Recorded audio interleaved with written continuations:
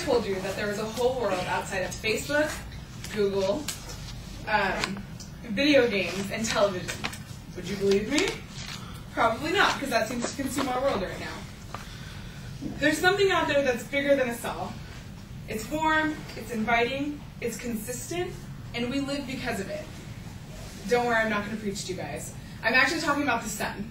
Maybe you've seen it. It's that big ball of hydrogen fusion that sits in our solar system. Today I want to confirm for you the importance of the sun in your daily life, not for the sake of without it you would die from lack of heat and light, but for the sake that it has many benefits and you should definitely take advantage of those. The sun has the ability to lift depression, increase serotonin by giving you energy, produce vitamin D by breaking down calcium, plus it's really easy to add into your daily life. You don't really have to change what you're doing right now. 30 minutes of sun should be added to your daily schedule to decrease depression, increase serotonin, and break down your vitamin D. Or break down your calcium, I apologize. So the sun lifts depression. According to an article found on Fullerton College's database, CQ Researcher, Worship states, in the United States alone, it is estimated that severe depression affects more than 15 million people. Depression can be caused by a series of things, a series of events, a traumatic experience, or even inherited genetically. For my friend Julie Johnson, an RN, a cancer survivor, her depression actually hit after chemotherapy. She was sitting all alone in a room up at St. Jude's Hospital, stuck inside, no light, no air, just the regular lights of the ceiling and boredom. So one day she decided to complain to her doctor, and she said, you know what, I feel really depressed. And instead of sympathizing with her and saying like, oh, that's okay, we'll get you some meds, he said, go outside and sit down for 30 minutes. So she did, and she actually expressed that she felt instantly refreshed. This may not be the case for college students. I know not everyone in this room can say that they're an RN or a cancer survivor and felt depression after chemotherapy. But most of your daylight hours are spent in a classroom. Look where we are right now. The rest of them are spent at a desk studying, and what's not doing there is spent paying off tuition. So you're working, indoors most likely. Much like Julie, you're stuck inside with the heat, and you don't get to expose yourself to the serotonin that you need. Did I mention 30 minutes of sunlight increases your serotonin? Well, what's so good about serotonin? Serotonin helps you if you're sad or experiencing a seasonal affective disorder. This is quoted by Neuroscience Reviews, and it's by Wahlberg. It's called seasonal because this is the disorder that only is effective during winter seasons.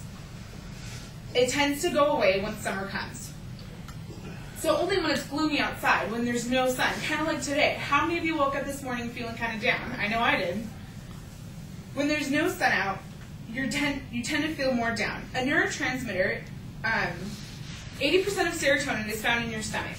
So serotonin is actually going to help you regulate your system, helps your appetite, it helps your mood, it also helps you sleep.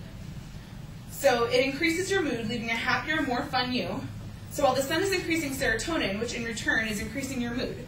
So it's kind of a good thing, so you want to make sure you're getting your sun. Speaking of good moods, what usually puts me in a good mood is coffee. So I don't know if any of you drink coffee, but I can't drink it black. Though I'm sure some of you do. I always have to put in some sweet and low, of course a couple pumps of hazelnut, and my favorite milk. With all the coffee I drink, I intake a lot of calcium. Sometimes I'd say too much. Thankfully, sun produces natural vitamins, actually vitamin D, which is going to help break down that calcium. Once your skin has been exposed to ultraviolet light, it reacts, causing the vitamin D to help break down that calcium. It's going to actually help growth and remodel the bones inside your system. And maybe you don't like coffee, and that's okay. But there's other ways to intake calcium as well, like almonds, oranges, and for all you vegetable gurus, broccoli. All these foods contain high calcium, so when that bright warm sun hits your skin, you know that your body's breaking down the vitamin D and helping you out of it. You don't even have to do anything special to get your vitamin D. Just be exposed to sunlight. So you can do this with sports, work, even things like doing nothing. It's really easy. Maybe you like to play Wii Sports or Connect. Just go outside. You can play golf, you can do rowing, even try something new like water polo or rugby. You can participate in low endurance activities like walking in the park, gardening, yoga. Maybe you can even find a job in the sun like lifeguarding or working as a camp counselor or construction. The best part about the sun is if you like to do nothing, that's great. Enjoy it. You can go sleep. You can take a nap. Sit and ponder about your life. Just do nothing. Just go get that sun. My personal favorite is waking up to the sun. So like today I was telling you, I woke up kind of gloomy because my favorite way to wake up is to throw back my blinds and just kind of be exposed to it, because that's what my dad did when I was little, so that's how I woke up. So now I wake up, throw back my blinds, get rid of that morning gloom depression, increase my serotonin levels, go downstairs, make some coffee, get some calcium in my system, and go outside and just kind of spend some time with God in the mornings. This may not be your ideal morning, but like I said, it's easy to fit in. So keep hydrated, throw on some sunscreen, and go outside next week when the sun's back out. And go soak up all the sun has to offer, and in just 30 minutes you'll find an instant refresher.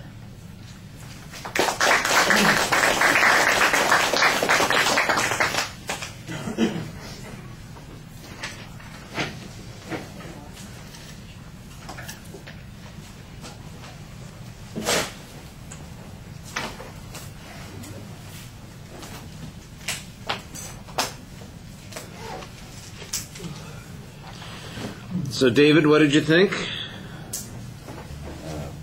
It was good information on benefits about the sun. But for a second, I thought the topic had changing from like depression to like drinking coffee and stuff like that. She had great energy and good eye contact.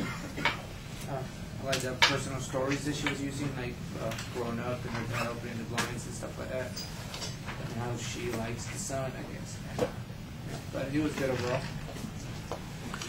All right. I like the visualization you have at the beginning, and there's a nice contrast in the introduction. You set up the goal. It felt really like you were rushing through what the structure of the speech was in the preview, and I wasn't even sure, in fact, that it was a preview. I thought maybe it was just transition material to give us some sense of why it's important. But then you do start developing some of those points, and you provide some good information early on about the need for this. I like the statistics on depression. I like the quotes about the impact that the amount of sun has. I thought that you did a good job creating an emotional experience with your friend who was in the hospital, and the advice the doctor gave him in that situation. I thought that worked pretty well. You need a little bit more explanation about what serotonin is and how it benefits us. I was not sure why I'm consuming so much vitamin D, and that's good to break down the calcium. I'm not sure why I want to break down the calcium. That felt a little bit like it was rushed and underdeveloped. The depression thing, I think, is the best part of the speech, where you give this good visualization, and there's a nice explanation of it. Presentation issues, I'd agree with David about the energy in your voice. I would disagree about the eye contact. I thought it was very inconsistent. Every time I looked up, you looked like you were reading. Now, once in a while I did see you look up, but you're doing a lot more reading than you want to be doing at this particular point. And I felt a little bit like the exit was rushed as well. Speaking of which, most of us are probably feeling a little bit rushed right now also. Let me stop there.